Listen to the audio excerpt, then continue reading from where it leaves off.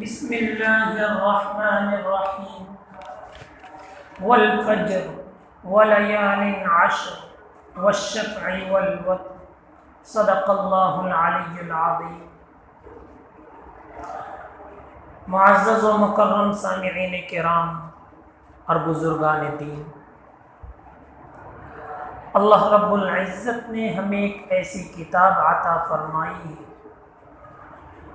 جس کو اگر مشعل راہ بنانا چاہے تو کوئی روک نہیں سکتا، جس کو اگر انسان اپنی زندگی کے اندر اتار لے تو زندگی کے کسی بھی موڑ کے اوپر وہ پریشانی کے اندر مبتلا نہیں ہوگا، کیونکہ اس کتاب کے اندر اللہ رب العزت نے انسانی زندگی کے لیے ہر چیزیں مہیا کر رکھی ہیں۔ انسان کسی بھی مشکل کے اندر پھنس جائے تو اس مشکل سے کس طرح نکالنا ہے، اس کا حل قرآن کریم کے اندر موجود ہے۔ اللہ رب العزت نے انبیاء کرام علیہم الصلاۃ والتسلیم کے واقعات قرآن کریم کے اندر بیان فرمائے۔ مقصد امت جب کام کرنے کے اوپر آئے اور ان کی راہ کے اندر تکلیفیں اور مشقتیں آنے لگے تو وہ اس تکلیف کے اوپر، اس مشقت کے اوپر کس طرح صبر کرے، یہی مقصد تھا۔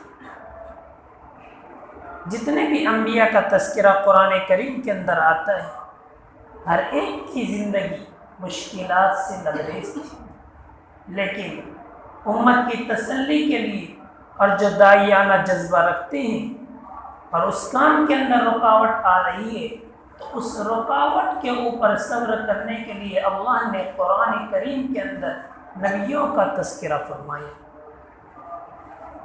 اور ان میں بھی حضرت ابراہیم علیہ نبینا علیہ السلام کا تذکرہ تفصیل کے ساتھ بیان کیا گیا ہے، کیونکہ حضرت ابراہیم کی پوری زندگی مشکلات سے بھری پڑی ہے، اور ایسی ایسی مشکلات اور ایسی ایسی آزمائش کہ انسان کی عقل حیران ہو جاتی ہے کہ اب یہاں کیا کیا جائے۔ ایسے مشکلات کے اندر اللہ رب العزت کے حکموں کی پابندی کی، جس کی وجہ سے نجات انہیں ملی اور اللہ نے ان کو اپنا خلیل بنایا۔ اور حضرت ابراہیم کی آزمائش ولادت ہی سے چالو ہو چکی تھی۔ آپ کی پیدائش ہوئی ایک بت ساز اور بت پرست کے گھر میں، کہ جو بت کی صرف وہ پوجا نہیں کرتے تھے بلکہ خود بت بناتے تھے اور بتوں کو فروخت کیا کرتے تھے۔ ایسے گھر کے اندر ولادت ہوئی، لیکن چونکہ حضرت ابراہیم کو رب کائنات نے ابتدائی سے علم و بردباری اور علم کی دولت سے مالا مال فرمایا تھا، رشد و ہدایت کے راستے کھول دیے تھے۔ سورہ انبیاء کے اندر اللہ رب العزت ارشاد فرماتے ہیں وَلَقَدْ آتَيْنَا إِبْرَاهِيمَ رُشْدَهُ مِنْ قَبْلُ، کہ ہم نے پہلے ہی سے ابراہیم کو ہدایت اور رشد عطا فرما دی تھی، دے رکھی تھی۔ بچپن ہی کے اندر جب کچھ سوجھ بوجھ آئی اور انہوں نے اپنے باپ کو دیکھا تو اللہ کی وحدانیت کا اقرار کرنا تھا، اس کی دعوت لوگوں کے دلوں تک کے پہنچانی تھی، لوگوں کو سنانا تھا۔ اب ابتدا کہاں سے کریں، کیونکہ گھر کے اندر ہی دوسروں کے لیے بت کو مہیا کیے جانے کا سامان تھا، اور اس کو کرنے والا کوئی اور نہیں، گھر کا ہی ایک فرد تھا۔ اس لیے حضرت ابراہیم نے سوچا کہ سب سے پہلے انہی کو دعوت دی جائے۔ اذ قال ابراہیم لأبیہ یا ابت، حضرت ابراہیم علیہ السلام نے اپنے ابا سے کہا کہ او میرے ابا جان، آپ ان بتوں کی عبادت کیوں کیا کرتے ہیں، ان کو کیوں بناتے ہیں؟ اللہ نے مجھے علم عطا فرمایا ہے، اور ایسا علم انی قد جاءنی من العلم ما لم یأتک شیء، آپ کے پاس اس علم میں سے کچھ بھی نہیں، آپ میری اطاعت کیجئے، آپ میری بات کو تسلیم کیجئے۔ جب باپ نے دیکھا کہ بیٹا مجھے بت ساز سے بت شکن بنانا چاہتا ہے تو فوراً انکار کر دیا۔ حضرت ابراہیم نے بڑی تمنائیں کی اور بڑی بڑی باتیں ان کے سامنے رکھی۔ یا ابت انی اخاف ان یمسک من الرحمن ان یمسک عذاب من الرحمن، کہ اے میرے ابو جان مجھے خوف ہے کہ کہیں رحمان کی طرف سے آپ کے اوپر کوئی عذاب نہ آ جائے۔ یا ابت لا تعبد الشیطان، ان شیطانوں کی عبادت مت کرو، ان سے باز آ جاؤ، یہ تو رحمان کے عاصی بندے ہیں، یہ رحمان کے گنہگار لوگ ہیں، آپ ان کو چھوڑ کر تنہا اللہ کی عبادت کرو۔ جب باپ نے دیکھا کہ پانی سر سے اونچا چلا گیا ہے تو باپ ماننے کی بجائے کہتا ہے لئن لم تنتہی لأرجمنک، کہ اگر آپ ان باتوں سے باز نہیں آئیں گے تو میں تمہیں سنسار کر دوں گا، پتھر مار مار کر آپ کی جان نکال لوں گا۔ جب حضرت ابراہیم علیہ نبینا علیہ السلام نے دیکھا کہ والد تو صاف انکار کر رہی ہیں اور اوپر سے میری جان لینے کی باتیں ہو رہی ہیں، تو اس وقت عاجزانہ جملے کہہ کر رخصت کی اجازت مانگی اور کہا کہ ابو جان اگر میرے رہنے سے آپ کو تکلیف ہوتی ہے تو میں چلا جاتا ہوں، لیکن جا کر بھی آپ کے لیے استغفار کیا کروں گا، آپ کے لیے اللہ سے مدد مانگتا رہوں گا، میرا اللہ بہت معاف کرنے والا ہے۔ گھر بار کو چھوڑ دیے، پہلی آزمائش تھی، گھر کو چھوڑنا یہ کوئی عام بات نہیں ہے۔ آج بھی حالات آتے ہیں، کوئی غیر مسلمان بنتا ہے تو اس سے پوچھا جائے کہ کیا آفتیں مصیبتیں آتی ہیں، گھر والے گھر سے نکال دیتے ہیں، سر چھپانے کے لیے کوئی سایہ نہیں ملتا۔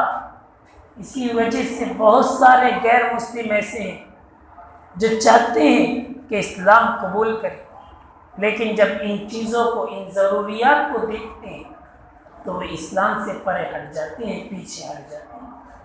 تو گھر کا چھوڑنا یہ کوئی معمولی بات نہیں، لیکن جب بات آئی وحدانیت کی تو وحدانیت کے اوپر ابراہیم نے اپنے گھر کو بھی چھوڑ دیے۔ اب جائے تو کہاں جائے، پوری قوم بت پرستی کے اندر مبتلا تھی، کوئی ستاروں کی پرستش کرتی تھی تو کوئی چاند کو اپنا معبود گردانتی تھی اور کوئی سورج کو اپنا مشکل کشا ٹھہرائے کیے ہوئے تھا۔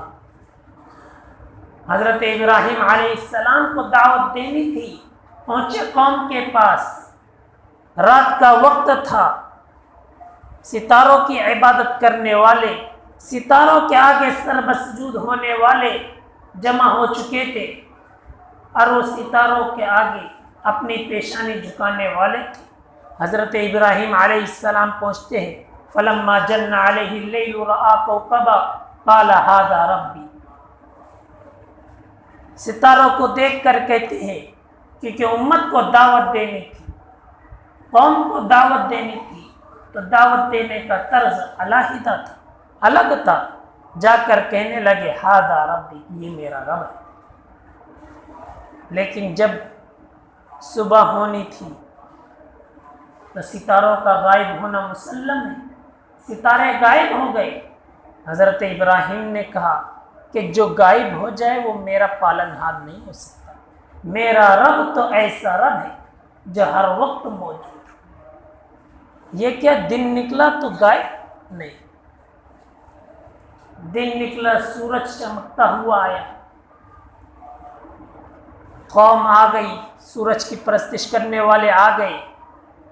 حضرت ابراہیم علیہ السلام نے کہا فلما رأى الشمس، جب حضرت ابراہیم نے سورج کو دیکھا بازغا، چمکتا دمکتا، تو کہنے لگی ہذا ربی، یہ میرا رب ہے۔ لیکن سورج کو بھی ایک وقت غروب ہونا تھا۔ فلما افلت، جب وہ غروب ہوا تو اپنے قوم سے بیزاری کا اعلان کر دیا اور کہنے لگے کہ میں ان چیزوں کی پرستش نہیں کرتا جن کو تم اللہ رب العزت کے ساتھ شریک کرتے ہیں۔ چاند کا بھی یہی معاملہ ہوا کہ چاند جب نکلا اپنی روشنی کو نکالتے ہوئے اس وقت حضرت ابراہیم نے کہا تھا کہ یہ میرا رب ہے، لیکن جب چاند غروب ہوا تو کہنے لگے کہ ایسے میرے پالن ہار نہیں ہو سکتے۔ غرض سورج کا بھی انکار کر دیا، چاند اور ستاروں کا بھی انکار کر دیا، اور پھر کہنے لگے کہ تم ان چیزوں کی کیوں عبادت کرتے ہو، یہ تو تمہیں ذرہ برابر نفع تک نہیں پہنچا سکتے۔ قوم سے مخاطب ہو کر کہنے لگے یا ابتی لم تعبد ما لا يسمع ولا يبصر ولا يغني عنك شيئا، کہ تم ان چیزوں کی کیوں عبادت کرتے ہو جو نہ دیکھ سکتے ہیں نہ کسی چیز کو سن سکتے ہیں، اور اگر تم پر کوئی مصیبت آ جائے تو اس مصیبت کو دور بھی نہیں کر سکتے۔ یہ بت لوگ کچھ نہیں کر سکتے۔ 17ویں پارے کے آخری رکوع کے اندر اللہ رب العزت نے ان کا عجیب قصہ بیان کیا، عجیب حالات کی چیز۔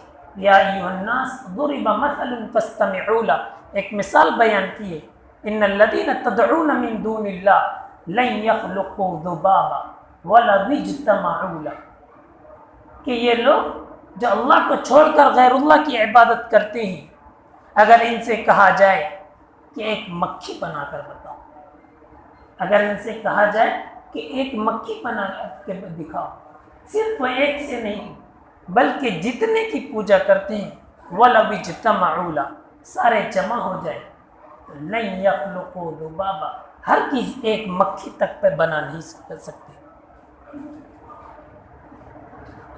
ایک مکھی جو بنا نہیں سکتے وہ کیا ہماری عبادتوں کے محتاج، وہ ہمارے نفع اور ضرر کے کس طرح مالک ہو سکتے ہیں، وہ ہماری تکلیفات کو دور نہیں کر سکتے۔ یہ حضرت ابراہیم علیہ السلام کی جتنی آزمائش تھی، ان آزمائش میں سے سب سے مشکل، اس سے مشکل بھی آنے والی، لیکن گاؤں میں اور محلے میں رہ کر جو سب سے بڑی آزمائش تھی وہ یہ آزمائش تھی، بتوں کا انکار کرنا۔ لیکن قوم پوری بت ساز تھی، بت شکن نہیں تھی، اور صرف گاؤں کے اندر ایک شخص تھا جو بتوں کی بات نہیں کیا کرتا تھا بلکہ اللہ کی بات کیا کرتا تھا۔ میلے کا وقت آیا، سال کے اندر 2 جشن منایا کرتے تھے، جشن کا موقع آیا، لوگ آ رہے ہیں ابراہیم کے پاس اور کہتے کہ چلو جشن کے لیے چلتے، وہاں جا کر خرافات ہوگی، بتوں کی عبادتیں کی جائے گی، آپ بھی ہمارے ساتھ چلیں۔ حضرت ابراہیم تو منکر تھے، فوراً انکار کر بیٹھے، نہیں میں نہیں جا سکتا، انا سقیم، میں نہیں جا سکتا۔ قوم رخصت ہوئی، اب محلے کے اندر تنہا حضرت ابراہیم، کرنا کیا ہے؟ جہاں بت جمع تھے، جو بت کدا بنا ہوا تھا اس گھر میں پہنچے، کئی بت بنے ہوئے ہیں، ان کے آگے کھانے رکھے ہوئے۔ حضرت ابراہیم علیہ السلام جا کر کہتے کہ یہ کیوں نہیں کھاتے، کھاؤ، تمہارے سامنے کھانے کی چیزیں رکھی ہیں۔ ارے تم تو سنتے بھی نہیں ہو۔ کلاڑا لے کر گئے تھے، یہ کے بعد دیگر پھر توڑنا شروع، ایک ایک کر کے ساروں کو توڑ دیا، صرف ایک کو چھوڑا، صرف ایک کو چھوڑا جو سب سے بڑا تھا، اور اس کے گلے کے اندر کلہاڑا رکھ کے واپس آ گئی۔ قوم جشن منا کر آئی، اور جب اپنے بت کتے کے اندر پہنچتی ہے اور اپنی بتوں کی یہ حالت دیکھتی ہے، چیمیگوئیاں ہوتی ہے، لوگ کہتے ہیں کہ کس نے کیا؟ کہا کہ ہم نے ایک جوان کو سنا ہے جو ان بتوں کی باتیں کیا کرتا تھا، اس کو ابراہیم کہا جاتا ہے، بلاؤ ابراہیم۔ حضرت ابراہیم کو بلایا گیا، یہ سب تو نے کیا؟ قال کبیرہم ھذا فاسألوہ، کہ جب ان کا بڑا موجود ہے تو انہی سے پوچھ لو، وہ ساری چیزیں آپ کو بتا دے گا۔ لیکن قوم جانتی تھی کہ یہ لوگ جواب نہیں دے سکتے۔ فرجعوا الی انفسہم، نیچے دیکھنے لگے، ثم نکسوا علی رؤوسہم، اپنے سروں کو جھکا دیا، اور پھر کہنے لگے ابراہیم تجھے تو پتہ ہے کہ یہ بولتے نہیں، حضرت ابراہیم نے اس وقت کہا کہ جب وہ اپنے حالات کو بیان نہیں کر سکتا تو پھر کیوں عبادت کرتے ہیں؟ نمروز کو پتہ چلا کہ ایسا ایسا معاملہ ہے، بادشاہ وقت تھا، بابل کا بادشاہ، جلانے کی بات آئی، یہ بھی ایک آزمائش تھی۔ بہر کیف قسم ہاں قسم کے واقعات حضرت ابراہیم علیہ السلام کی زندگی کے اندر آئے، کیونکہ یہ اللہ کو ایک کہنے والے تھے۔ آج کے جو حالات ہیں، ان حالات کے اندر اگر ہم دیکھنے کے لیے جائیں تو حضرت ابراہیم علیہ السلام کی سیرت ہمارے لیے پیش خیمہ ہے، مشعل راہ۔ ان کی سیرت کو اپنانا پڑے گا۔ جہاں کہیں پر بھی ظلم و ستم ہوا، چاہے وہ فلسطین ہو یا برما، وہاں کے لوگوں نے یہی چاہا تھا کہ یہ لوگ اللہ کو چھوڑ دے ورنہ ان کی جلاوت نہیں پکی، ان کو گھر سے بے گھر کر دیا جائے گا، لیکن ڈٹے رہے، ظلم سہتے رہے۔ اور آج ہندوستان کے اندر بھی یہی کہا جا رہا ہے لئن لم ينتہی لأرجمنک وہجرنی ملیہ، کہ تم اپنی قومیت کو مانو، ہندوستانی قوانین کو مانو، اور ہندوستان جو جن قوانین کو دے رہا ہے اس کے اوپر اپنے لب کو خاموش رکھ کر عمل کرتے ہوئے چلے جاؤ، چاہے وہ کیسے بھی قوانین نافذ ہوتے ہوئے چلے جائیں۔ اگر ایسا نہیں تو پھر یا تو قبرستان ہے یا پاکستان ہے۔ اس طرح کے نعرے دیے جا رہے ہیں، وہی نعرے جو حضرت ابراہیم علیہ السلام کے زمانے میں کہے گئے تھے، لیکن ڈٹے رہے۔ بردم و سلام، آگ بھی ٹھنڈے اور گلزار بن گئی۔ اور حضرت ابراہیم علیہ السلام کہتے کہ وہ 7 دن مجھے آگ کے اندر رکھے تھے، لیکن ان 7 دنوں کے اندر جتنا چین اور جتنا سکون مجھے ملا، واللہ پوری زندگی ایسا سکون نہیں ملا۔ کیوں؟ مشکلات کے آگے سر کا نہ جھکانا، بلکہ صبر کرنا، ثابت قدم رہنا، کیونکہ ہم نے جس کا کلمہ پڑھا ہے وہ کوئی معمولی نہیں ہے۔ اللہ اکبر من کل شیء، وہ ہر چیز سے بڑا ہے۔ حضرت ابراہیم کی سیرت ہمیں یہ بتلاتی ہے کہ جب ایسے حالات آ جائے تو ان حالات سے گھبرانا نہیں۔ حالات کے قدموں میں قلندر نہیں گرتے، ٹوٹے جو ستارہ زمین پر نہیں گرتا، گرتے ہیں بڑے زور سے سمندر میں یہ دریا، لیکن کسی دریا میں یہ سمندر نہیں گرتا۔ مسلمان کی مثال ایک سمندر کی ہے، یہ کسی دریا کے آگے جا کر جھک نہیں سکتا، بلکہ یہ تو سمندر ہے، لوگ اس کے پاس آ سکتے ہیں، یہ کسی کے آگے جھک نہیں سکتا۔ لوگوں کو یہ راہ خدا کے اندر جھکا سکتا ہے، اللہ کے سامنے جھکا سکتا ہے، لیکن اس کی یہ مجال نہیں ہے کہ اس کی پیشانی کسی غیر اللہ کے سامنے جھک جائے۔ اللہ رب العزت نے حضرت ابراہیم کی جتنی آزمائشیں ہوئی، ایک آزمائش جس کے ایام شروع ہو چکے ہیں، قربانی کے ذی الحجہ کا مہینہ شروع ہو چکا ہے، اور ذی الحجہ کے اندر ایک چیز کی جاتی ہے جس کو قربانی اور عید الاضحیٰ کے نام سے جانا جاتا ہے۔ یہ حضرت ابراہیم علیہ السلام کی سنت کی ابتدا، سنت ابیکم ابراہیم، یہ تمہارے ابا حضرت ابراہیم کی سنت ہے۔ ویسے تو یہ قربانی کا ماحول اور قربانی کی ابتدا سیدنا آدم علی نبینا علیہ السلام سے ہی ہو چکی تھی، لیکن چونکہ حضرت ابراہیم کی جو قربانی تھی کہ اپنے بیٹے کو راہ خدا کے اندر قربان کر دینا، یہ سب سے بڑی قربانی تھی۔ اس وجہ سے نبی پاک علیہ السلام نے اس قربانی کو سنت ابیکم ابراہیم کا، ورنہ تو قابل اور حابل کا واقعہ تفاسیر کے اندر موجود ہے کہ وہیں سے قربانی کا آغاز ہو چکا تھا، لیکن حضرت ابراہیم علیہ السلام نے اپنے لخت جگر کی قربانی دے دی۔ واقعہ بڑا طویل ہے، اسے قربانی کا آغاز کرنا ہے، اسے قربانی کی سنت کو زندہ کرنا ہے، چاہے حالات کیسے بھی آ جائے۔ اگر ہم پر قربانی کرنا فرض ہو چکی ہے تو ہر ایک اپنے قربانی کو ادا کرے، ہر ایک اپنے قربانی کو ادا کرے، اور صرف قربانی کے اندر جانور کو ذبح کرنا مقصد نہیں ہے۔ بلکہ حضرت ابراہیم علیہ السلام کی سیرت کو دیکھیں گے تو تقوی، اللہ کا خوف، اللہ کے حکم کے آگے ہر چیز کو چھوڑ دینا، کیونکہ اللہ کے پاس ہمارے اونٹ کے، ہمارے جانور کے گوشت نہیں پہنچتے۔ لن ینال اللہ لحومها ولا دماؤها ولکن ینالہ التقوی، لیکن تقوی پہنچتا ہے کہ اللہ کا خوف کتنا ہے، اللہ کی خشیت کتنی ہے، یہ قربانی جو کر رہے ہیں یہ قربانی کس مقصد کے لیے کر رہے ہیں۔ تو ذی الحجہ کی ابتدا ہو چکی، یہ مہینہ بڑا عظیم مہینہ ہے۔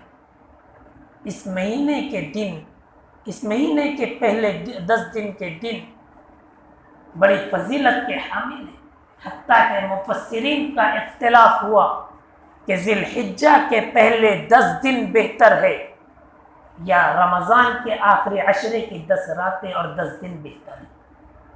اب کہاں رمضان اور کہاں ذی الحجہ؟ رمضان کی اہمیت تو ہم سب کے سامنے ہے اور اس کے آخری عشرے کی فضیلت تو ہم سب کے سامنے نمایاں ہے، لیکن یہاں مفسرین کے درمیان اختلاف ہو رہا ہے کہ ذی الحجہ کے شروع کے 10 دن بہتر ہے یا آخری عشرے کے رمضان کے 10 دن بہتر ہے۔ مفسرین نے آخر میں جمہور کا اور اسی طرح راجح قول یہی کہا گیا کہ ذی الحجہ کے دن بہتر ہے اور رمضان کے آخری عشرے کی راتیں بہتر ہے، کیونکہ آخری عشرے کی راتوں کے اندر شب قدر ہے، لیکن یہ ذی الحجہ کی راتیں بھی غیر معمولی ہیں، معمولی نہیں بلکہ اس کی ہر رات شب قدر کے برابر ہے، اس کی ہر رات شب قدر کے برابر ہے، ہر دن بڑی فضیلت کا حامل ہے۔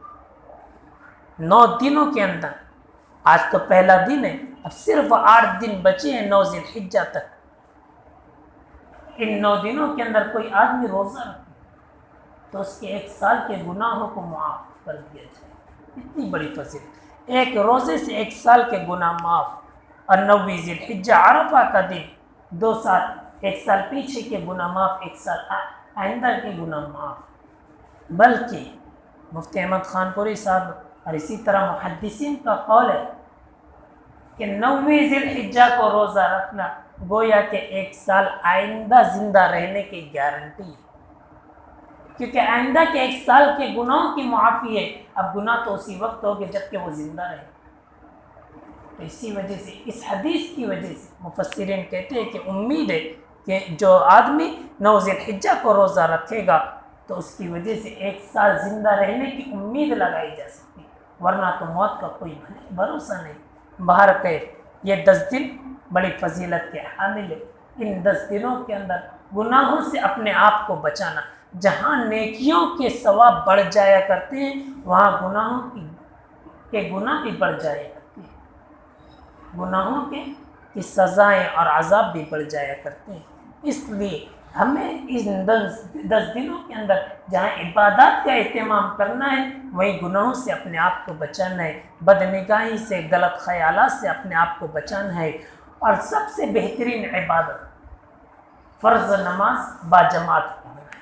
سب سے بہترین عبادت اگر ہم ان 10 دنوں کے اندر اختیار کرنا چاہیں تو ہماری فرض نماز تکبیر تحریمہ کے ساتھ ادا ہونی چاہیے، ایک بھی نماز جماعت کے ساتھ نہیں چھوٹنی چاہیے، اور خصوصاً عشاء اور فجر کی نماز، عشاء اور فجر کی نماز کہ یہ دونوں نمازیں اگر ہم جماعت کے ساتھ پڑھ لیتے ہیں تو پوری رات چاہے سوئے ہیں لیکن پھر بھی عبادت کا ثواب ہے۔